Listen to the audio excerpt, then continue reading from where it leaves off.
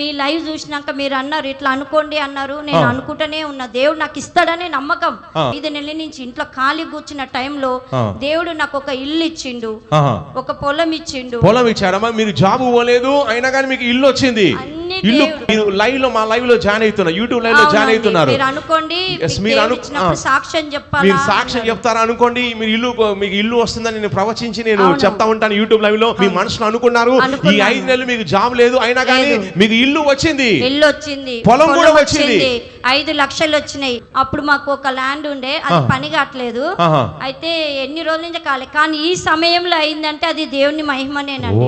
Regular గా live లో join అవుతున్నారు. వినండి, మీలో చాలా మంది అంటారు లైవ్ లో జాయిన్ అయితే ఏమైతుంది అంటున్నారు. ఈ బిడ్డ మీరు ఇప్పుడు ఫస్ట్ టైం వస్తున్నారమ్మా?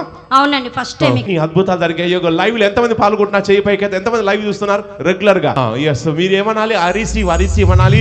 ఈ బిడ్డకు ఏమొచ్చింది? హౌస్ వచ్చిందంట. ఎస్, అలాగే జాబ్ లేకున్నా కానీ 5 గుంటల పొలం వచ్చేసింది, 50,000 రూపాయలు వచ్చింది, 5 లక్షలు వచ్చేసింది. ఇవన్నీ కేవలం లైవ్ లో పాల్గొనడం ద్వారా దేవుడు కార్యం చేశాడు. ఇక గట్టిగా చప్పట్లు కొట్టి గట్టిగా ఇక నేను ప్రవచిస్తున్నాను, లైవ్ లో పాల్గొంటుండగా మీకు మనీ వస్తుందని ప్రవచిస్తున్నాను. చెప్పండి గట్టిగా.